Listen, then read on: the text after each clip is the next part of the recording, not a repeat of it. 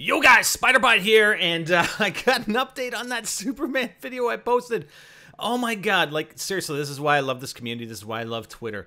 Christopher Corpening, Chris Corp, and I'll put you a link to his Twitter, tweeted me, and I have no idea who the hell this is.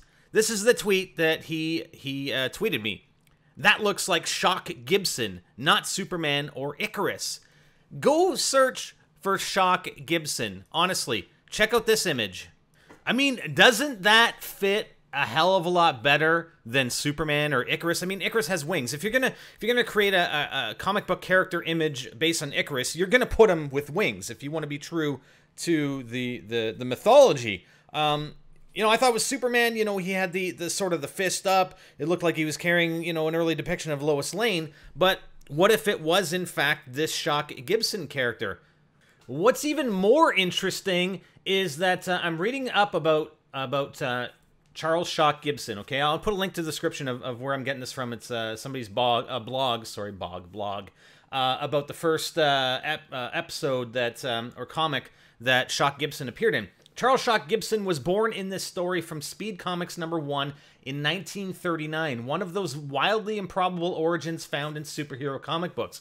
A splash of chemicals, a bolt of lightning, and zap, Charles becomes superhero Shock Gibson, the human dynamo. Shock's colleague, Dr. Blitzer, who witnesses Shock's new abilities, tells him he has the strength of 1,000 men. Being a clean-cut American scientist of the fair play persuasion, Shock decides to use his powers for good instead of for bagging chicks. I made that last part. That was from the blog, not me. Anyway, his first adventure, 25 pages worth, moves like the comic book's title promises. Shock chases villains who are in an airplane, bounding his way across America to the Rocky Mountains. Now, this is where it gets interesting. There, he encounters a mad scientist. The scientist produces some zombies, but such zombies as you and I have not before seen. Are you kidding me? Are you freaking kidding me? Honestly, are you kidding me? Sorry. The other thing that I find really interesting with Shock Gibson, we have Electric Cherry. Electric Cherry being the new perk that was introduced here in Mob of the Dead. Shock Gibson, he has a shocking ability. The afterlife, being able to shock in the afterlife, kind of like the Avogadro. Do these all tie in to the fact that, no, it's not Superman, it's actually Shock Gibson? I don't know. And that last part, seriously, that last part about a mad scientist who's creating zombies, honestly, come on, you gotta give me something on that, right?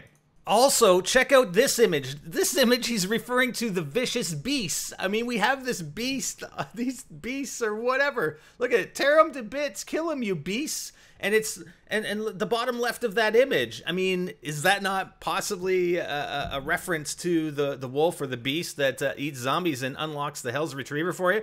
I don't know, guys. It's pretty cool. The other thing that people have been commenting about is that in Al's journal on the editing screen is that he's referring to getting revenge or proving the editor wrong, and supposedly the editor had defaced his artwork.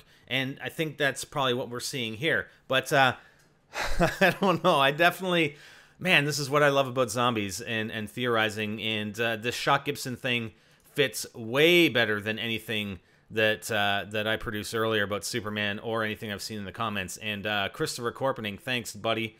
That's awesome tweet. I'm glad you tweeted that out, because I would have had no idea who the heck Shock Gibson is.